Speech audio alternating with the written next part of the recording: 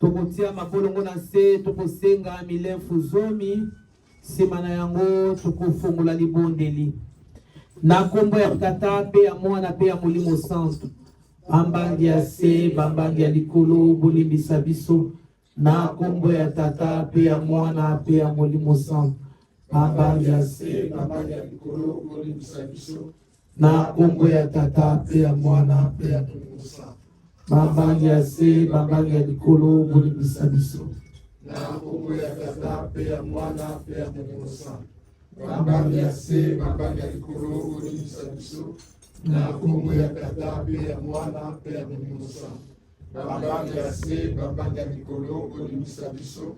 Na kombo ya tata pe ya mwana pe ya molimo santo. Bambangi ya se, bambangi ya likolo, bolimbisa biso. Na kombo ya tata pe ya mwana pe ya molimo santo. Bambangi ya se, bambangi ya likolo, bolimbisa biso.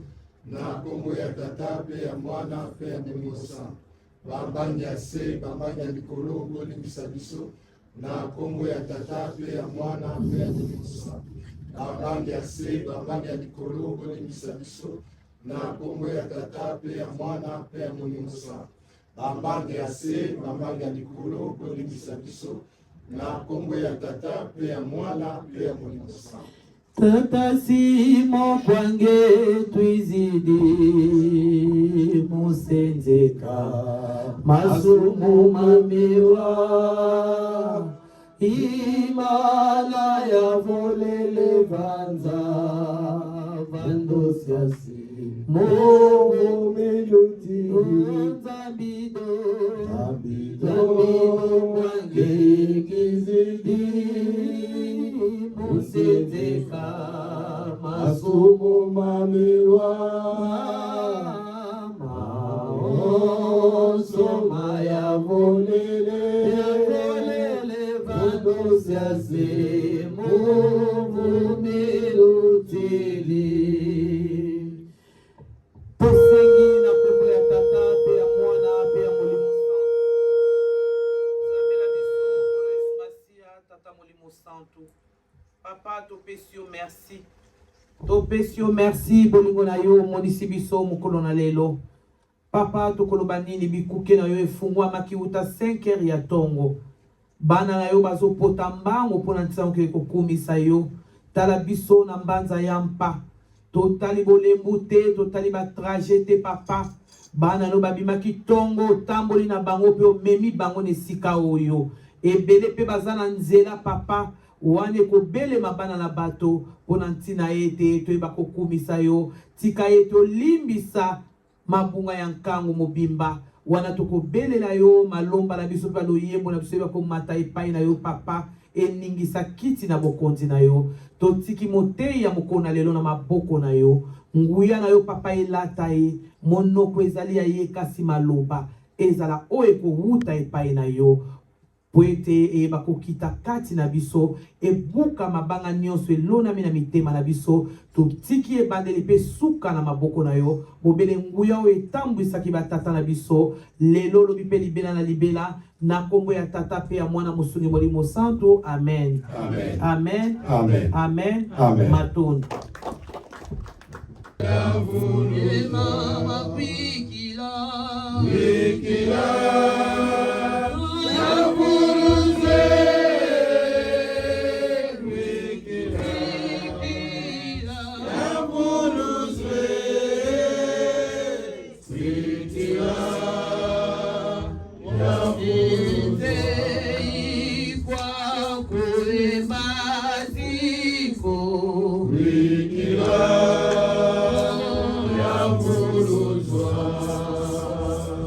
Kadimba zimame ngiketwa sa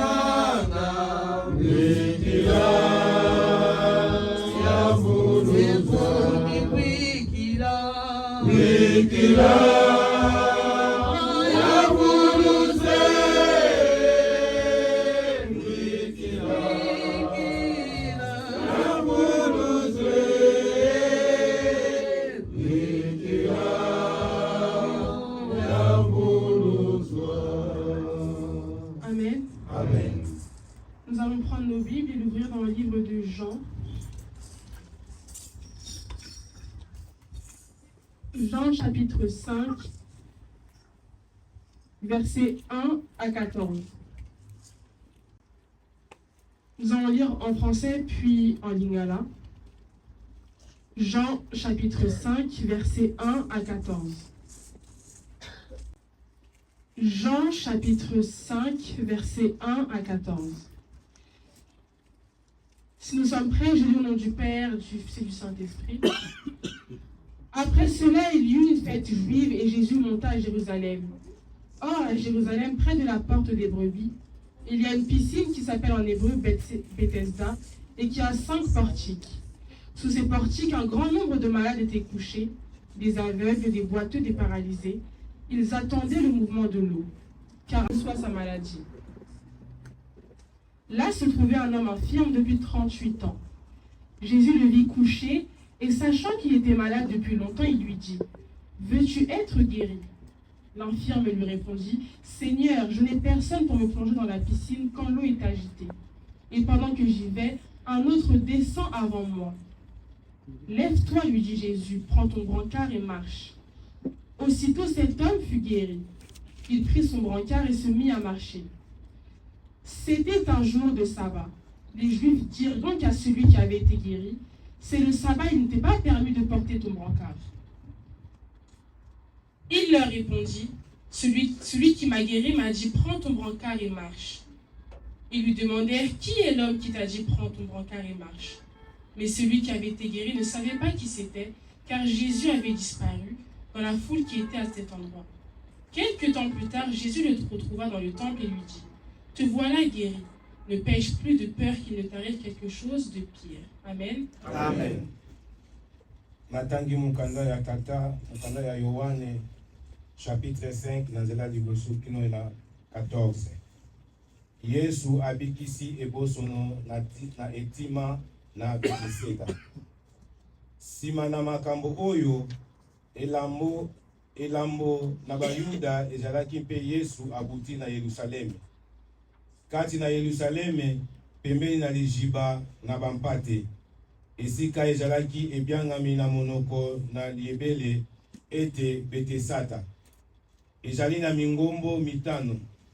Kati na yango ebele monene na bato na malali balalaki. Bakufeli miso, batengumi, bakakatali, bazalaki koningana na mai. Jambi mwanje akitaki tango na tango kati na lijiba pe aningisaki mai. Boye moto na liboso oyo aingeli nsima na koningana na mai ajwaki njoto makasi soko abelaki malali nini. Moto moko azalaki wana oyo abeli malali bilanga 30 na mwambe. Yesu amoni ye kolala wana pe ayebaki ete aumelaki wana tango molai. Alobi na ye ete, ozali nde na mposa na kobika. Moto na malali ajongiseli ye monoko ete, nazali na moto te. Tata ete atia ngai kati na lijiba wana, mai ekoningana, kasi ezali ngai kokoma, mosusu akokita liboso na ngai.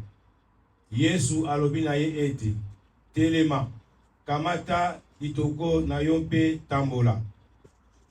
Noki moto yango abiki, akamati litoko na ye mpe atamboli. Mokolo yango ezalaki sabata. Boye Bayuda balobi na moto oyo abikisami ete, ezali sabata pe ebongi na yo kokamata litoko na yo te. Ajongeseli bango ete, Ye oyo abikisi ngai alobi na ngai ete kamata litoko na yo pe tambola. Batuni ye ete nani moto alobi na yo ete kamata yango pe tambola. Kasi ye oyo abikisami ayebaki te soko azalaki nani po ete Yesu asili kolongwa njambi ebele ezalaki na esika yango. Sima na makambo oyo Yesu akuti ye kati na tempelo pe alobi na ye ete tala osili kobika sala lisumu lisusu te ete likambo lileki na be likwela yote. Amen. Amen. Prions. Au nom du Père, du Fils et du Saint-Esprit, Seigneur, nous voulons te dire merci, merci, car tu es celui qui nous a permis de nous réunir ici en ce lieu. Mon Dieu, voici que nous sommes réunis afin de pouvoir écouter ta parole, Père. Seigneur, je viens prier afin que ce ne soit pas moi qui parle, mais que ce soit toi. Père, tu utilises ma bouche, mais les mots proviennent de toi. Dispose nos cœurs afin que, Seigneur, nous puissions accueillir cette parole et qu'elle puisse s'installer, afin que nous puissions la pratiquer jour et nuit, ainsi j'ai prié. Au nom du Père, du Fils et du Saint-Esprit. Amen. Amen. Le livre de Jean, chapitre 5, que nous avons lu aujourd'hui, nous allons le diviser en deux parties. La première partie du premier verset jusqu'au 4e verset. Et la deuxième partie donc du 4e verset jusqu'au 14e verset. Pourquoi? Parce que ces deux parties sont utiles d'être séparées pour nous faire comprendre l'importance de la responsabilité que nous avons dans notre propre délivrance. Amen. Amen. Nous faire comprendre que, en tant qu'être humain, même si c'est Dieu qui délivre, nous avons également une part de responsabilité. Nous avons également un travail à faire afin que la délivrance que Dieu a faite ne soit pas faite en vain, mais qu'elle puisse perdurer dans le temps et tout le long de notre vie. Du verset 1 à 4, on nous raconte qu'à Jérusalem, il y avait une piscine qu'on appelle Bethesda. Et dans cette piscine, il y avait 5 portiques qui, lorsque des anges descendaient dans la piscine, l'eau s'agitait, les portiques s'ouvraient, et lorsque les malades allaient dans l'eau, la première personne qui allait dans l'eau, lorsque l'eau était en mouvement, était guérie, quelle que soit sa maladie. C'est pourquoi, parce qu'on ne savait pas quand est-ce que les anges descendaient, à quel moment les anges venaient, les malades dormaient devant les portiques, afin que dès que les portiques s'ouvrent, le premier puisse aller dans l'eau et puisse être guéri de sa maladie. Ces 4 versets nous montrent que, premièrement, l'usage de l'eau que nous utilisons ici à cette église, Amen. plonger dans l'eau, jeter de l'eau comme nous le faisons ici, ne vient pas d'un homme, mais a été écrit depuis longtemps. Amen. Depuis longtemps, l'eau est utilisée comme une chose qui guérit. Pourquoi? Parce que Jésus est celui qui a dit que celui qui a soif vienne auprès de moi et il n'aura plus jamais soif. Cela veut dire que Dieu se décrit comme une source d'eau vive. Amen. Il utilise l'eau qu'il a créée le premier jour au commencement. Et se décrit comme une eau que lorsque tu la bois, tu n'as plus soif. Une eau, lorsque tu la bois, tu n'es plus malade. Une eau, lorsque tu plonges dedans, tu es guéri. Il se qualifie lui-même de source d'eau. D'une source d'eau vive. L'usage de l'eau ne provient pas des hommes, mais est écrit dans la Bible depuis longtemps. Ne soyons pas choqués lorsque on nous appelle à aller dans l'eau. Aller plonger dans l'eau lorsque nous utilisons de l'eau ici à l'église, parce que l'eau a été utilisée depuis longtemps. Dans la Bible, l'eau a guéri bien des malades. Dans la Bible, l'eau a ressuscité des morts. Pourquoi? Parce que l'eau est le symbole que Dieu utilise pour se représenter lui-même. Parce qu'il dit qu'il est une source d'eau. Et donc, dans ces passages-là, on nous dit que les malades dormaient devant les portiques afin de pouvoir plonger dans l'eau. Cela veut dire que lorsque les malades dormaient devant les portiques, ils étaient guéris lorsqu'ils sortaient de l'eau. Pourquoi? Parce qu'ils y croyaient. La première chose que je vais dire, c'est que lorsque tu fais quelque chose, si tu n'y crois pas, elle ne s'accomplira pas. Les malades ont été guéris parce que lorsqu'ils ont entendu que lorsque tu plonges dans l'eau, tu es guéri, ils y ont cru. Ils ont dit, parce que je suis malade, si je plonge dans l'eau, je serai guéri. Et c'est comme ça qu'ils ont été guéris. Dieu veut nous dire aujourd'hui que même si on peut te donner 10 000 bouteilles d'eau à boire ici à l'église. Tu peux plonger 15 fois dans l'eau. Mais si tu n'y crois pas, tu ne guériras pas, tu ne changeras pas. Amen. Parce que c'est ta foi qui rajoute en plus, qui fait que ce que tu veux voir, tu le verras. Parce que tu y crois, si tu veux voir la guérison, tu verras la guérison. C'est pourquoi bien grand nombre de malades ont été guéris en plongeant dans la piscine de Bethesda. C'est parce qu'ils croyaient, ils savaient, ils se sont dit, si je plonge, je serai guéri. La première chose qui va faire que tu verras réellement la délivrance de Dieu dans ta vie, c'est ta manière dont tu y crois, c'est ta foi. Si tu ne crois pas, tu ne verras pas. Parce que Jésus nous demande de croire avant de voir. Amen. Il te dit, crois et tu verras. Il te dit, n'attends pas seulement que j'agisse, mais avant même que j'agisse, crois que j'ai déjà agi et j'agirai par la suite. C'est comme ça que ces malades ont pu voir une délivrance. Et c'est comme ça que nous aussi, nous verrons une délivrance. Si tu crois réellement que parce qu'on a prié pour moi, je serai guéri, tu seras guéri. Si tu crois réellement que parce que j'ai prié pour moi-même, je serai guéri, alors tu seras guéri. Si ce n'est pas aujourd'hui, ce sera demain, mais tu seras guéri. Amen.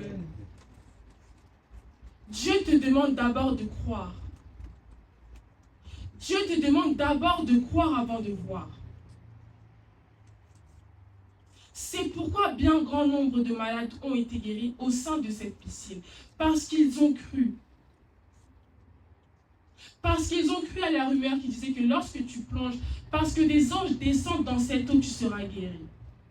Maintenant, la question est, est-ce que toi, lorsqu'on te dit qu'après ta délivrance, tu seras réellement délivré, est-ce que tu y crois ou est-ce que tu doutes? Est-ce que tu mets les doutes dans ce qu'on te dit ici à l'église? Dieu te dit, je vais me montrer à toi dans ta vie, mais est-ce que tu y crois? Parce que sache que si tu doutes, tu es celui qui met des propres barrières à ta bénédiction. Amen. Tu es celui qui bloque l'entrée de Dieu dans ta vie. Tu es celui qui empêche Dieu de pouvoir rentrer afin de réellement pouvoir te montrer l'étendue de sa gloire. En doutant, tu te bloques toi-même, tu bloques ta propre vie. Parce que je pense que si les malades doutaient avant de plonger dans l'eau, ils ne seraient pas guéris. C'est pourquoi je viens dire aujourd'hui que si tu doutes, avant que Dieu agisse dans ta vie, tu ne seras pas guéri. Tu ne verras pas la paix que tu cherches. Parce que tu ne crois pas réellement aux paroles qui sortent de la bouche de Dieu. Parce que tu ne crois pas réellement que Dieu est celui qui peut te sauver, que Dieu est celui qui peut te changer. T'apporter ce dont tu as besoin. C'est pourquoi il nous appelle, il nous dit, venez. Mais si vous venez à moi, je vous demande une chose. C'est de croire avant de voir. C'est de croire que tu es déjà guéri avant même que Dieu t'ait guéri. Avant même que tu ne vois le début de ta guérison. Croire avant de voir, c'est également se comporter comme si tu étais déjà guéri. C'est-à-dire que lorsque tu es malade, quand tu viens à l'église, nous n'avons pas besoin de savoir que tu es malade. Lorsque tu viens à l'église, personne n'a besoin de savoir que tu es malade si ce n'est Dieu. Tu es malade, mais lève-toi et loue Dieu comme si tu n'étais pas malade. Parce que tu crois que tu es guéri avant même d'avoir été guéri, lève-toi et loue Dieu comme une personne qui est en bonne santé. C'est comme ça que Dieu agira dans ta vie. Amen. Parce que tu te comportes comme une personne qui va bien. Dieu voit que mon enfant croit en moi alors qu'elle est encore malade. Je vais aller lui donner la bénédiction qu'elle a besoin. Parce que tu crois en lui, avant même qu'il ait agi dans ta vie. C'est comme ça que tu seras guéri. C'est comme ça que nous serons guéris. On parle de la maladie, mais dans bien d'autres domaines de ta vie. Tu cherches un travail, crois déjà que Dieu t'a donné le travail. Amen. Tu vas à un entretien, Comporte-toi comme une personne qui a déjà le travail. Amen. Parce que tu as prié avant d'aller. Parce que tu as plié tes genoux avant d'aller à cet entretien-là. Dieu te le donnera. Amen. Dans tout ce que tu fais, tu as un problème, Dieu t'a dit, continue de prier, je vais agir. Même si tu pries 1 an, après 1 an, Dieu va agir. Alors continue de croire. Même si ça fait 10 ans que tu pries pour un seul sujet, Dieu va agir. Alors continue de prier, continue de croire. Continue de te comporter comme si tu n'avais pas de problème. Tu vois toujours comme une personne qui est heureuse, qui n'a jamais de problème alors qu'ils ne te connaissent pas réellement. Mais continue sur cette voie-là. Dieu nous appelle à être dans la joie. Même dans l'épreuve, soit dans la joie. Même dans la tristesse, soit dans la joie. Amen. L'apôtre Paul est celui qui a dit que dans toute situation, il est nécessaire de s'adapter. Il est heureux dans la richesse comme dans la pauvreté. Parce qu'il croit en un Dieu. Amen. Peu importe sa situation, il reste accroché à son Dieu. Il est dans la joie parce qu'il s'adapte à la situation que Dieu lui donne. Parce qu'il sait que si hier j'étais dans la joie, hier j'étais heureux, aujourd'hui j'ai un problème. C'est parce que Dieu veut m'amener autre part. C'est parce que Dieu veut me faire grandir. C'est parce que derrière ce problème se cache ma bénédiction. Amen. Il était nécessaire qu'avant de voir leur bénédiction, le peuple d'Israël passe par le désert. Une épreuve qui sera à la hauteur de la bénédiction qui t'attend. Ton problème dure 10 ans. Ta bénédiction durera 10 fois plus d'années. Mais la seule chose que Dieu demande, c'est croire avant de voir. Amen. Crois qu'après le problème que j'ai aujourd'hui, Dieu agira dans ma vie. Amen. La foi est le moteur de ta bénédiction. Amen. Plus tu montres à Dieu que tu as la foi, plus tu verras ta bénédiction arriver de plus en plus vite vers toi. Amen. Dieu attend que nous croyions en lui. Dieu attend que nous croyions en lui. Dans la Bible, Jésus a dit que ne vous souciez pas du lendemain. Dans la Bible, Jésus a dit que s'il nourrit même les oiseaux, pourquoi est-ce qu'il ne te nourrirait pas toi? Jésus a dit, nous sommes des gens de peu de foi. Parce que notre problème est que nous, au lieu de vivre ce que Dieu t'a donné aujourd'hui, tu te préoccupes de ce qui ne t'a pas encore donné demain. Tu mets des doutes sur ce que tu auras demain. Alors que Dieu a dit, Jésus a dit, le lendemain se soucie de lui-même. C'est-à-dire que Dieu est celui qui connaît ton demain. Donc si aujourd'hui il t'a donné un toit, il t'a donné à manger, il t'a donné à boire, il le fera aussi demain. Mais parce que tu n'y crois pas, il nous appelle gens de peu de foi. Parce que nous ne croyons pas à la puissance de Dieu. Parce que nous sommes nous-mêmes ceux qui limitons Dieu. Tu es celui qui limite Dieu dans ta propre vie parce que tu ne crois pas. Alors Dieu te dit aujourd'hui, laisse ton lendemain dans ses mains. Laisse ton lendemain entre ses mains. Parce qu'il est celui qui pourvoira. Parce qu'il est celui qui fera en sorte que tu n'aies pas à te soucier du lendemain. Parce qu'il est celui qui sera au contrôle. Amen. Tu n'as pas à te soucier d'une journée que tu n'as pas encore vue. Tu n'as pas à te soucier des années que tu n'as pas encore vues. Préoccupe-toi déjà de ce que Dieu t'a donné aujourd'hui. C'est-à-dire que tu es malade. Toi, prie pour que ta guérison ça arrive maintenant. Et elle arrivera. Tu cherches un travail, prie pour trouver le travail. Et le travail arrivera. Amen. Tu pries pour avoir les papiers, prie que les papiers arrivent et les papiers arriveront. Amen. Tu pries pour avoir un enfant. Prie pour que ton enfant vienne et ton enfant viendra. Amen. Tu pries pour le mariage, prie pour que ton mari vienne et ton mari viendra. Amen. Ta femme viendra aussi. Amen. Mais crois d'abord. Dans ta prière, dis à Dieu, tu dis Seigneur, Je n'ai pas encore vu ma bénédiction, mais je sais qu'elle est déjà avec moi. Amen. Je n'ai pas encore vu ma bénédiction, mais je sais que je vis déjà avec ma bénédiction. Amen. Parce que je crois en toi avant de l'avoir vu. Et Dieu se montrera, Dieu agira dans ta vie. La première partie des versets que nous avons lus aujourd'hui consiste à nous faire comprendre que nous avons également une part de responsabilité, un travail à faire, afin que Dieu puisse nous délivrer totalement. Dieu fait 50, tu dois également faire 50. Sinon, tu ne seras délivré qu'à 50%. Parce que Dieu aura fait sa part. Mais fais ta part aussi. La première partie nous dit que croyez en moi avant même de m'avoir vu. Amen. C'est ta foi qui va accélérer ta bénédiction.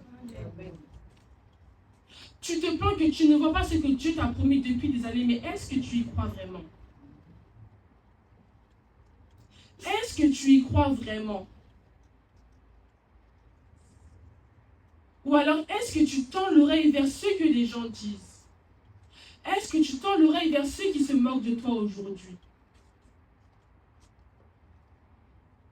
Est-ce que quand les gens parlent, te disent que toi, ça fait 10 ans que tu pries, mais ta vie ne change pas, est-ce que tu finis par y croire ou est-ce que tu crois seulement en ce que Dieu t'a dit? Est-ce que quand les gens se moquent de toi, te disent que tu pries en vain, tu y crois ou est-ce que tu attends seulement la bénédiction de Dieu là où tu es dans la prière? Pose-toi la question aujourd'hui. Tu dis, Dieu m'a promis. Mais est-ce que je crois vraiment à la promesse que Dieu m'a faite? Dieu réalise les promesses, c'est toi qui n'y crois pas parce qu'il dit qu'il n'est pas un fils de l'homme pour mentir. Il finira par agir. Mais c'est à toi d'y croire vraiment. Tu sais que tu as des problèmes. Tu commences un peu à avoir la solution à ce problème-là, mais tu commences à douter. Tu te dis que non, moi je sais rien, j'ai toujours ce problème-là. Est-ce que tu vas vraiment agir? Dieu te dit, si tu n'y crois pas, ce problème va persister.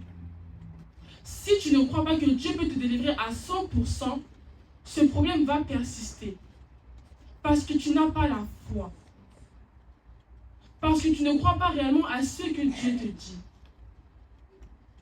Alors tends l'oreille à la parole de Dieu.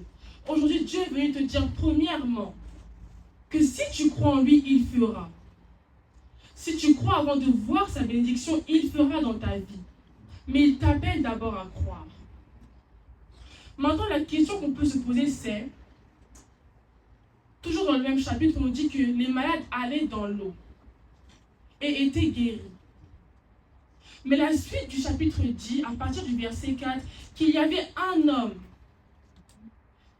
qui était là depuis 38 ans, mais qui n'avait pas été guéri. On peut même penser qu'il y a peut-être même des gens qui sont venus après lui, mais qui ont été guéris. Lui n'a pas été guéri.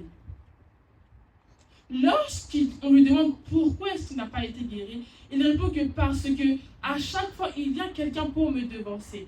À chaque fois, il y a quelqu'un pour passer devant moi. Jésus lui a dit, lève-toi, prends ton brancard et marche. Quelque temps après, Jésus vient le voir, il lui dit, te voilà guéri. Mais maintenant que tu es guéri, sache que tu ne dois plus pécher, ne pêche plus, de peur qu'il ne t'arrive pire que ce qui t'est déjà arrivé.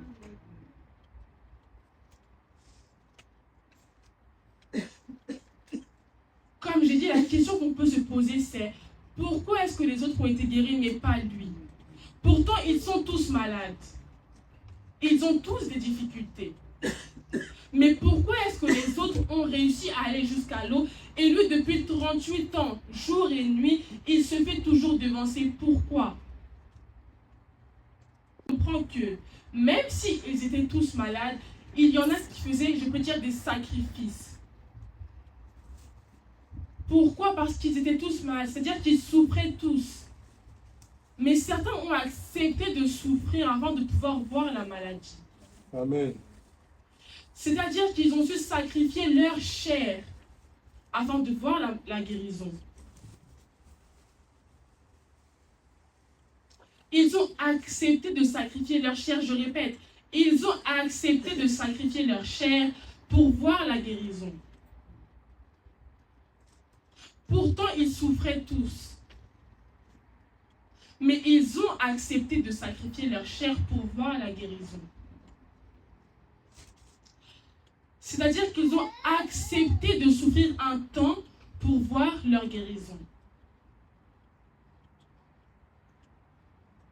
Je répète encore une fois, ils ont accepté de sacrifier leur chair pour voir la guérison. Ce que l'homme qui était malade depuis 38 ans n'a pas su faire. Pourquoi? Parce qu'il attendait que quelqu'un vienne le pousser dans l'eau. À aucun moment, il ne s'est dit que de moi-même, je vais sacrifier ma chair afin de pouvoir aller dans l'eau et être guéri. C'est pourquoi depuis 38 ans, tout le monde était guéri sauf lui. Les autres ont sacrifié leur chair, c'est-à-dire ils ont accepté de souffrir un temps pour être guéris. Sacrifier sa chair, c'est quoi? C'est d'abord accepter de laisser ce qui fait plaisir à cette chair.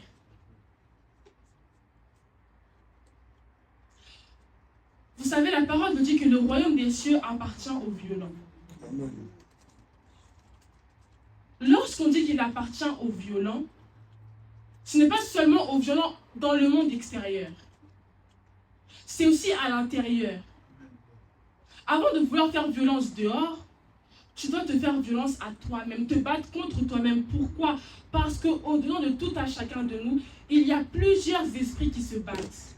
Amen. C'est à toi maintenant d'accepter en sacrifiant ta chair, de faire taire ces esprits-là afin que l'Esprit de Dieu puisse prendre le dessus. C'est à toi d'accepter de sacrifier ta chair afin que l'Esprit de Dieu puisse pouvoir prendre le dessus. Ils étaient tous malades, mais la différence est que certains ont sacrifié leur chair et d'autres non. C'est pourquoi Jésus est revenu quelque temps plus tard. Il aurait pu juste... On sait que Jésus est une personne qui était seulement de passage. Il aurait juste pu le guérir et partir, ne plus revenir. Mais il est revenu pour lui dire, te voici guéri, maintenant ne pêche plus.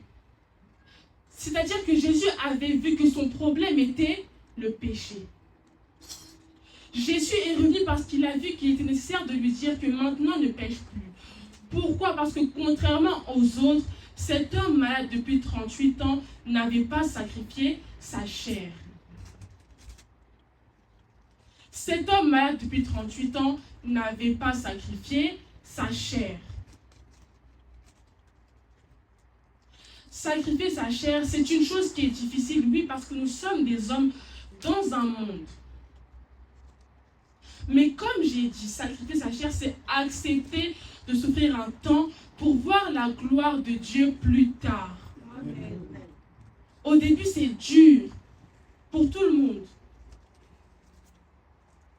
Au début, c'est dur pour tout le monde. Tu arrives dans l'église, on te dit ne fais pas ci, ne fais plus ça, alors que tu avais l'habitude. Une chose que tu voyais qui était normale pour toi, on te dit arrête, tu n'y arrives pas. C'est normal parce que tu étais habitué. Mais pour te sortir de cette habitude-là, il y a bien des sacrifices à faire. On ne dit pas d'un coup, mais petit à petit, parce que chaque chose s'apprend. Tu étais une personne qui buvait beaucoup. Mais tu veux chercher Dieu en vérité.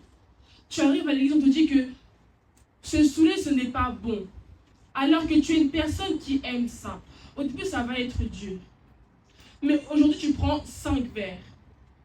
Demain, tu en prends 4. Après, demain, tu en prends 3. Par la suite, tu en prends 2, tu en prends 1 jusqu'à ce que tu n'en prennes plus. Tu sacrifies ta chair pour voir la gloire de Dieu sur ta vie. Amen. Tu sacrifies ta chair pour voir ce que Dieu t'a promis. Dieu t'a promis une chose aujourd'hui, mais c'est selon ton comportement, selon ta manière d'agir, qui fera en sorte que tu te rapprocheras de plus en plus de la bénédiction de Dieu. Amen.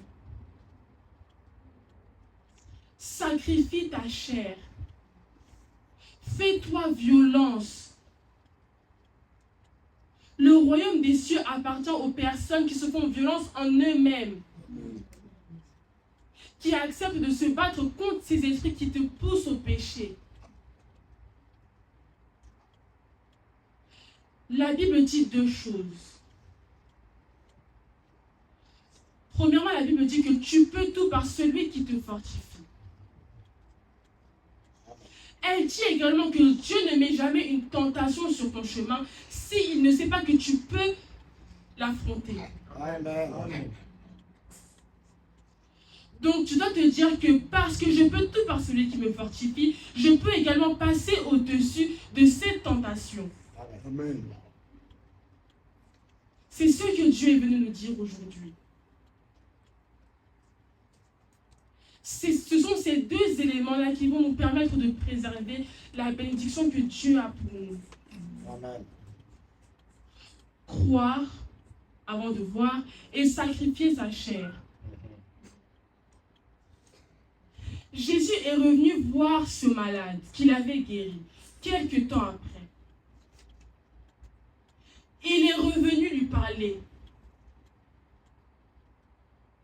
Il lui a donné un conseil. Pourquoi? Pour qu'il puisse apprendre à préserver sa bénédiction. Il lui a donné un conseil. Pourquoi? Pour lui faire comprendre que même si Dieu te bénit, la longévité de sa bénédiction sur ta vie va dépendre de toi. Cela veut dire que même si Dieu t'a béni, Dieu t'a guéri, le temps de ta guérison, le temps où tu seras guéri ne dépendra que de toi. Amen.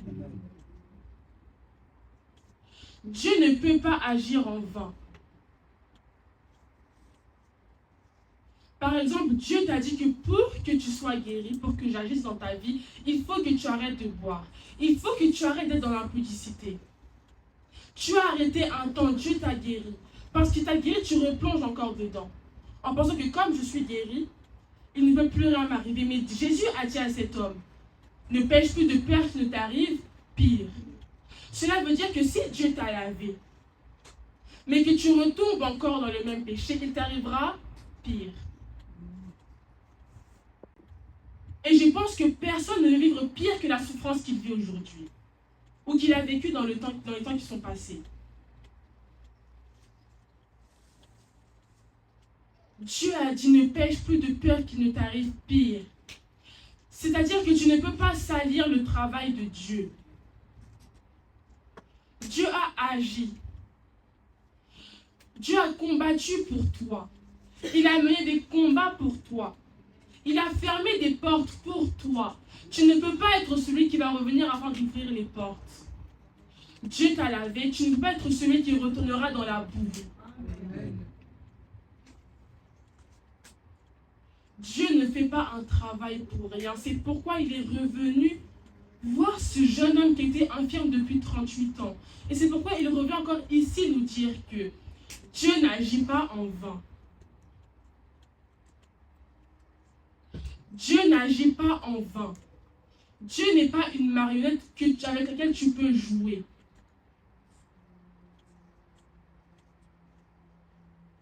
Il te rend la vie meilleure que tu ne l'avais avant aujourd'hui. Et demain, tu retournes dans les mêmes choses d'où il t'avait enlevé. Et lorsqu'il va t'arriver pire, qui est-ce que tu vas accuser?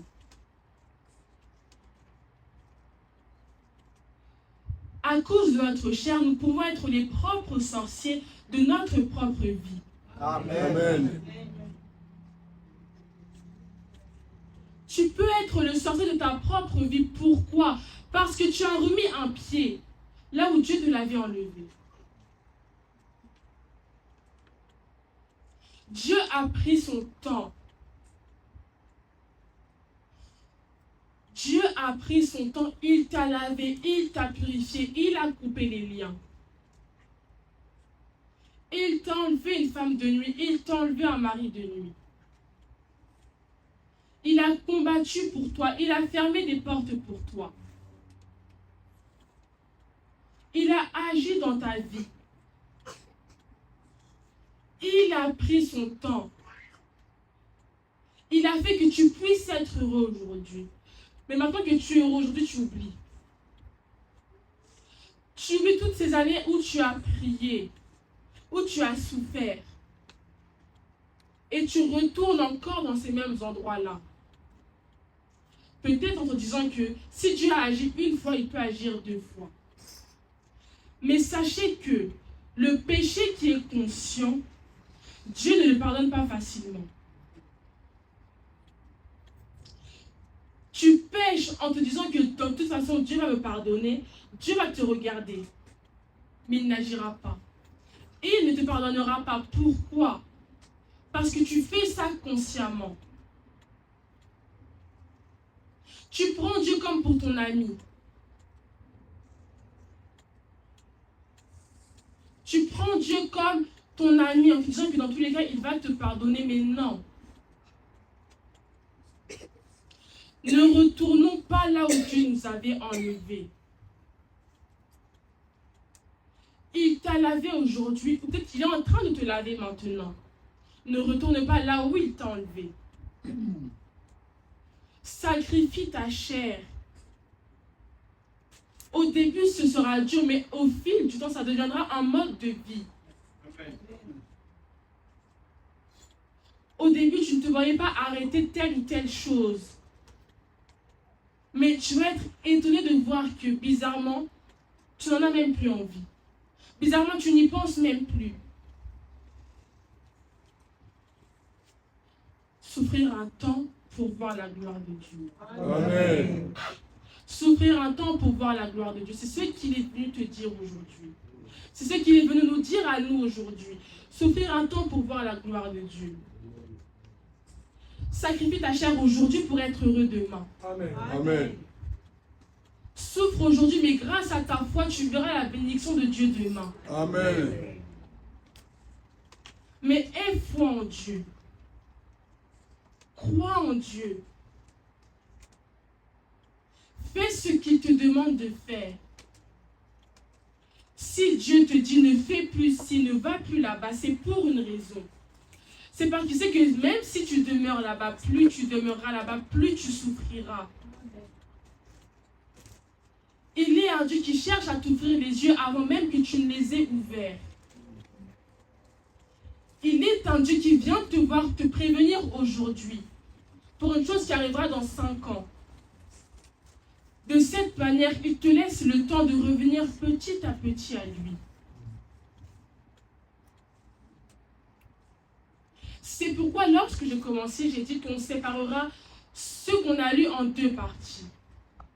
Parce que ce sont 2 éléments qui accélèrent, si je peux dire, les 50% qui manquent à ta délivrance. Amen. Dieu agit à 50%, tes 50% à toi, c'est ça. Croire en ce que Dieu t'a dit, croire en ce que Dieu a fait, mais sacrifier ta chair. Ta chair qui n'est qu'une enveloppe physique pour te permettre d'exister sur terre. Mais en réalité, nous ne sommes qu'esprit. Sacrifie ta chair.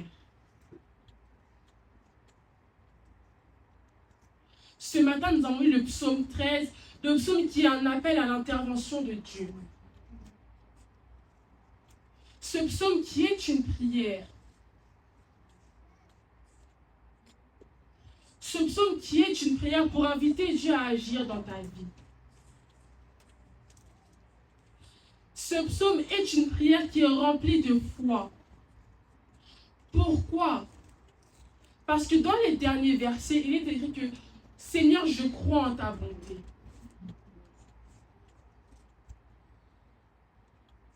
C'est une prière que nous devons faire en signe de foi envers Dieu. Je le dis souvent, mais lorsqu'il fallait ressusciter Lazare, la prière de Jésus a simplement été « Merci Seigneur, car tu m'as déjà exaucé. » Amen. Amen. Merci Seigneur, car tu m'as déjà exaucé. Maintenant, pose-toi la question, toi, lorsque tu pries, qu'est-ce que tu dis à Dieu? Lorsque tu pries, qu'est-ce que tu dis à Dieu? Lorsque tu pries, est-ce que Dieu peut voir que oui, mon enfant croit réellement en moi? Est-ce que lorsque tu as fini de prier, À peine tes genoux levés, tu as déjà la certitude que Dieu va agir. Ou alors, est-ce que tu doutes? Ou alors, est-ce que tu attends de voir avant de croire? Dieu veut que nous fassions de ces deux choses un mode de vie. Dieu veut que sacrifier notre chair soit un mode de vie. Dieu veut que notre foi soit un mode de vie. Parce qu'en tant qu'enfants de Dieu, nous marchons par la foi et non pas par la vue. Amen. Il nous dit, croyez en moi avant de m'avoir vu. Mais il dit également, sacrifiez votre chair afin de faire perdurer la bénédiction que je vous ai donnée. C'est le conseil que Jésus est venu donner à l'homme qui l'a guéri. Il lui a dit, te voici guéri, mais maintenant ne pêche plus. Le problème est là, maintenant ne pêche plus, de peur qu'il ne t'arrive pire.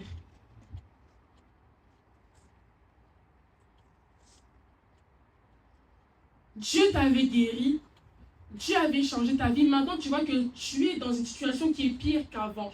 Pose-toi la question, Seigneur, où est-ce que je suis tombé? Où est-ce que je n'ai pas respecté les conditions que tu avais posées dans ma vie pour que je puisse garder ta bénédiction? Amen. Pose-toi cette question.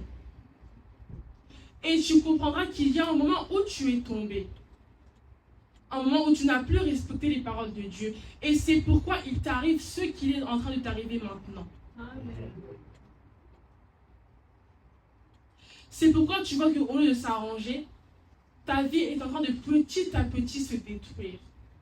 Parce qu'il y a un moment dans ta vie, il y a un endroit où tu n'as pas respecté les préceptes que Dieu t'avait posés.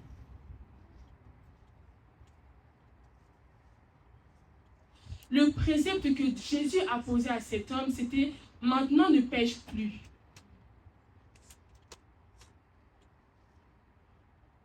Dieu vient et te donne un conseil. Dieu vient et parle à travers ses prophètes.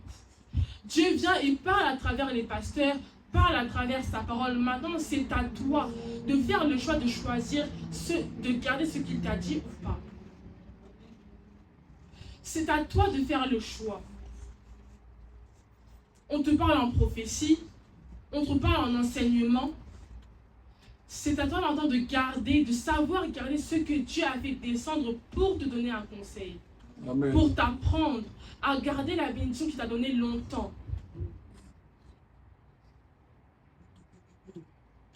Lorsque nous prions, demandons aussi à Dieu de nous apprendre. Parce qu'en réalité, nous ne savons rien. Ce n'est pas en pensant que de toi-même, tu arriveras à sacrifier ta chair que tu y arriveras réellement. Mais lorsque tu pries, demande à Dieu, tu dis, Seigneur, apprends-moi à sacrifier ma chair. Seigneur, apprends-moi à laisser le monde. Jésus a dit que celui qui croit voir en réalité ne voit pas. Tu crois savoir comment faire alors que tu ne sais pas. Lorsqu'on ne sait pas, on s'agenouille, on demande, Seigneur, apprends-moi. Seigneur, je ne sais pas comment laisser le monde. Ce n'est pas une honte. Seigneur, je ne sais pas comment arrêter l'impudicité. Père, je ne sais pas comment arrêter l'alcool. Mon Dieu, je ne sais pas comment arrêter les moqueries. Je ne sais pas comment arrêter les insultes. Apprends-moi. Et Dieu va t'apprendre petit à petit. Amen. Seigneur, je ne sais pas comment me comporter. Apprends-moi. Seigneur, je ne sais pas comment faire. Apprends-moi. Et il se montrera. Alors, gardons conseil de ce que Dieu nous donne chaque jour. Gardons conseil de la parole qu'il fait descendre chaque jour. Gardons conseil des prophéties qu'il donne chaque jour. Parce que Dieu ne parle pas en vain. Si cette parole est descendue aujourd'hui, c'est parce qu'il sait qu'elle peut toucher bien nombre de ses enfants. Amen. Pour que nous puissions avancer. Amen. Dieu est un Dieu qui ne regarde pas le commencement, mais il regarde la fin. Amen. Il fait descendre cette parole aujourd'hui pour qu'à la fin, si avant tu ne savais pas, maintenant tu sauras. Et tu pourras davantage avancer avec lui. Le désir de Dieu est que lors du jugement dernier, nous soyons tous à ses côtés. C'est pourquoi chaque jour, il revient, il parle. Si vous voyez que par exemple, dans un mois, la seule prédication qui descend, c'est sur le péché, c'est parce qu'il sait que nous péchons et qu'il veut que nous arrêtions réellement le péché. Amen. Ne soyez pas choqués si vous voyez que souvent, les mêmes prédications reviennent. Pourquoi? Parce que Dieu insiste pour qu'il puisse voir tous ses enfants avec lui à ses côtés. Que ça ne vous énerve pas de voir que tous les dimanches, lorsque vous venez, on prêche sur le péché, par exemple. Tous les dimanches, lorsque vous venez, on prêche sur la foi. Non. C'est parce que Dieu veut nous perfectionner. Perfectionner notre foi, perfectionner notre vie ici sur terre, pour que nous soyons à ses côtés. Maintenant, à nous de faire le travail. Maintenant, à nous de mettre en pratique. Dieu a fait 50, maintenant à toi de faire 50. Afin de pouvoir avoir la réelle délivrance de Dieu sur ta vie. Amen.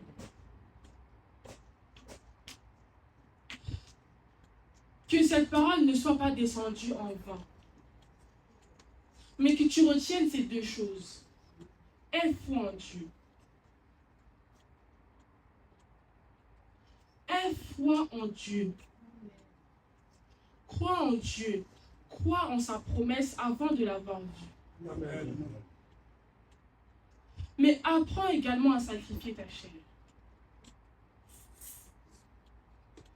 Apprends également à pouvoir dire non au péché, à pouvoir dire non au monde, à ceux qui ne viennent pas de Dieu. Afin que même lorsqu'il t'aura guéri, tu puisses garder sa bénédiction longtemps. Amen. Afin que même lorsqu'il t'aura béni, tu puisses garder par exemple ton travail longtemps, que tu puisses même évoluer au fil des années. Afin que si tu n'enfantais pas, tu puisses avoir même 6 enfants. Afin de tout simplement pouvoir garder la bénédiction que Dieu va te donner.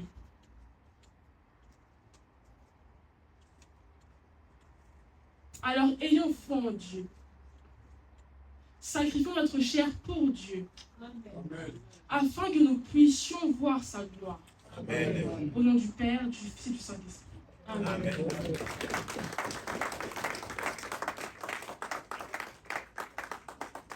Nous allons nous lever et lire dans le livre de Matthieu 6, du verset 9 à 13. Je lis au nom du Père, du Fils et du Saint-Esprit. On se lève, s'il vous plaît. On se lève. Voici donc comment vous devez prier, notre Père qui est aux cieux, que ton nom soit sanctifié, que ton règne vienne. Que ta volonté soit faite sur la terre comme au ciel. Donne-nous aujourd'hui notre pain quotidien. Pardonne nos offenses comme nous aussi nous pardonnons à ceux qui nous ont offensés. Ne nous induis pas à la tentation, mais délivre-nous du mal. Car c'est toi qui appartient dans tous les siècles, le règne, la puissance et la gloire. Père, nous voulons te dire merci. Merci car nous savons que tu es celui qui a parlé à tes enfants aujourd'hui. Mon Dieu, mon roi, merci car nous savons que tu es celui qui a disposé nos cœurs afin que nous puissions recevoir ta parole. Père, apprends-nous à avoir foi en toi. Mon Dieu, mon roi, apprends-nous à sacrifier notre chair afin de pouvoir demeurer à tes côtés. Père, apprends-nous, mon Dieu, mon roi, à ne plus pécher afin que nous puissions rester à tes côtés. Ma prière étant que, mon Dieu, la parole que nous avons entendue aujourd'hui puisse désormais devenir un mode de vie. Qu'elle puisse s'installer dans nos cœurs, afin que, mon Dieu, mon roi, nous puissions l'appliquer, la pratiquer chaque jour au nom du Père, du Fils et du Saint-Esprit. Amen. Amen.